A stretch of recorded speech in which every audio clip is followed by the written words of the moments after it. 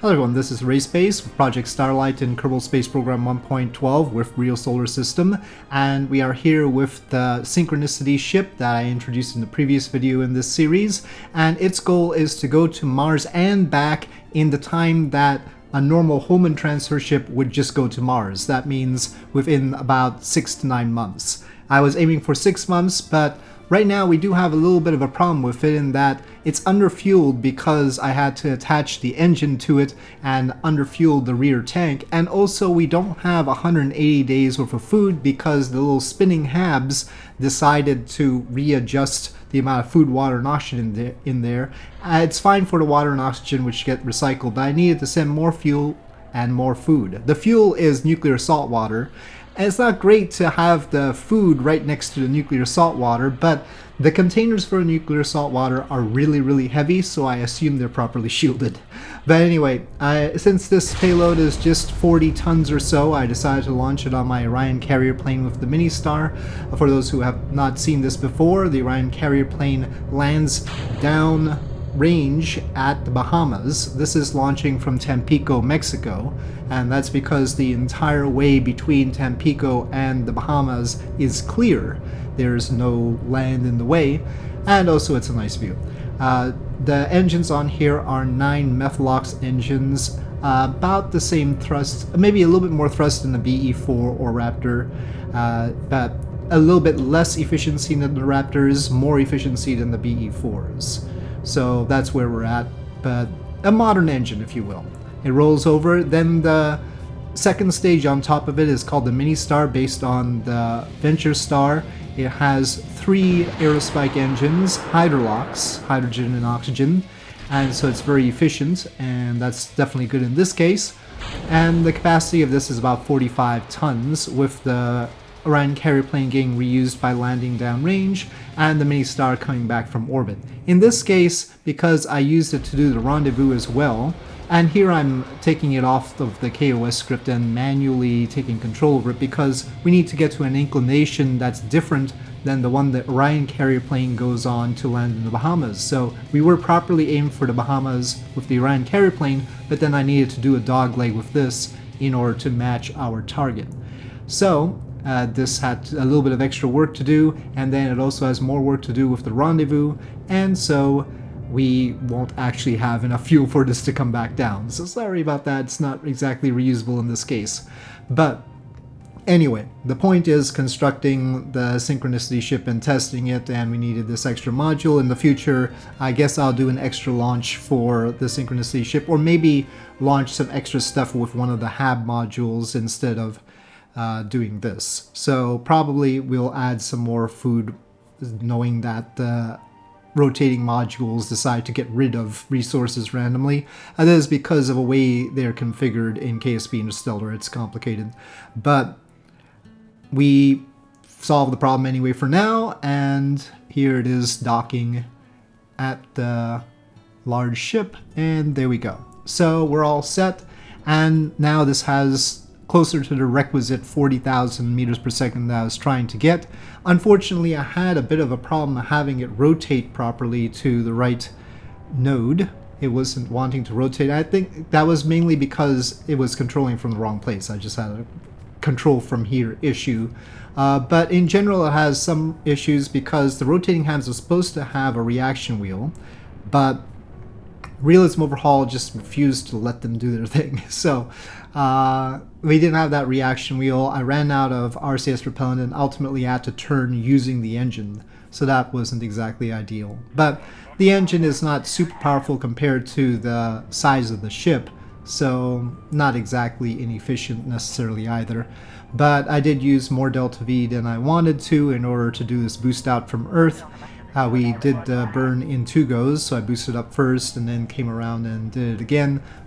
But this did necessitate a correction burn afterwards. It is all good looking and everything, but we're going to have to do a radial burn to correct the inaccuracies in this burn, and that looks like this, which is not something you ever want to see. But yeah, this is a radial burn to correct all that, but ultimately I get it on its way to Mars, having used extra delta V to do it. and then figured out how much delta V we would take to capture, and that was more or less as expected. The expectation was that the burn to it would take 9,000 meters per second, the capture about 12,000 meters per second, as you can see, and I used more for the burn out, so we used basically about 12,000, so we're short about 3,000 right now.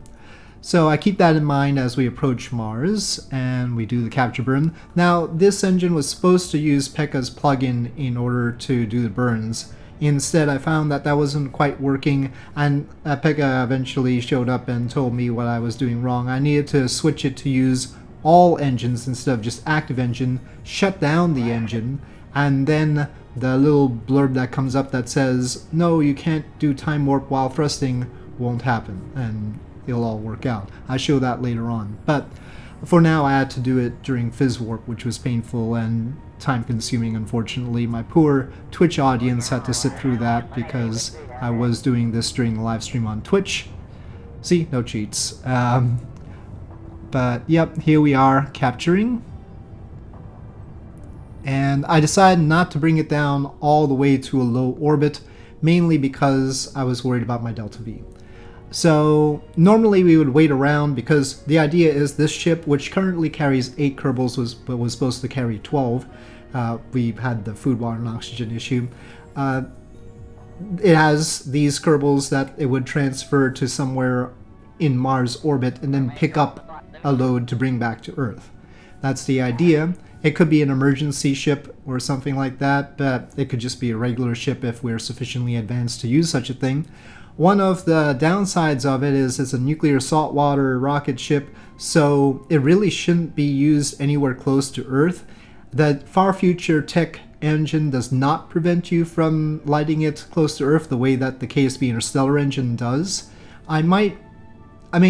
I don't know if people want a combination between Far Future and KSP Interstellar, but I'm tempted to put the KSP Interstellar feature onto the Far Future engines to make sure that they don't do nasty things. I'm taking advantage of the fact that it doesn't prevent me in this case, but yeah. So I think on the whole I would have had enough to get into a low orbit around Mars, partly because here we see that I'm actually burning out to Earth at the apoapsis, which is inefficient.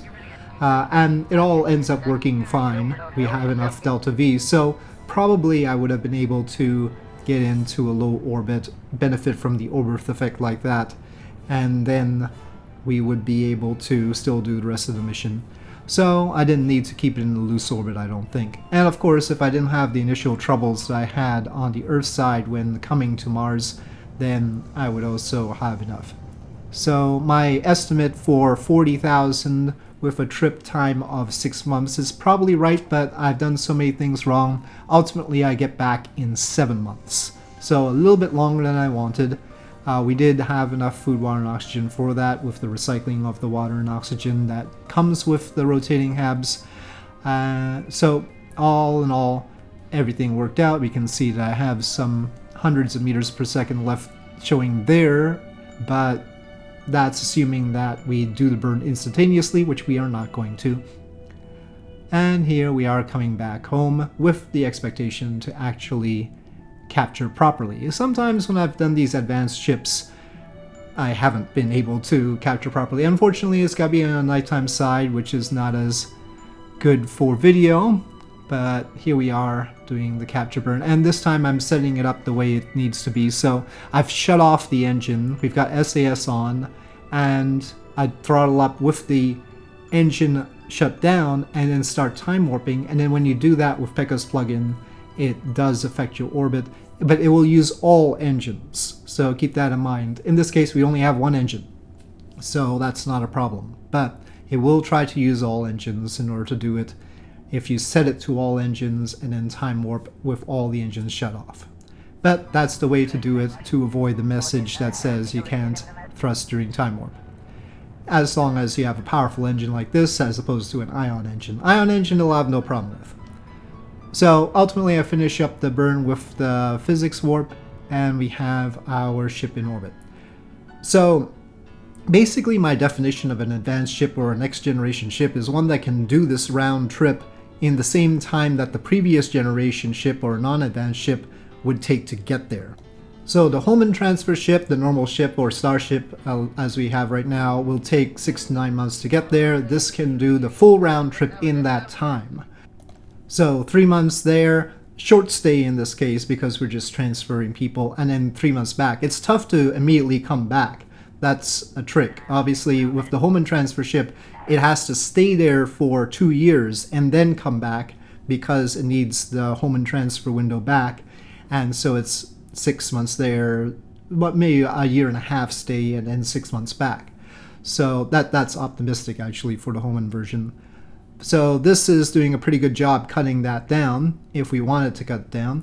If we waited longer at the Mars end, that would be more inconvenient actually. So it does depend on the situation, the windows, the pork chop plot, and all that business. So keep that in mind.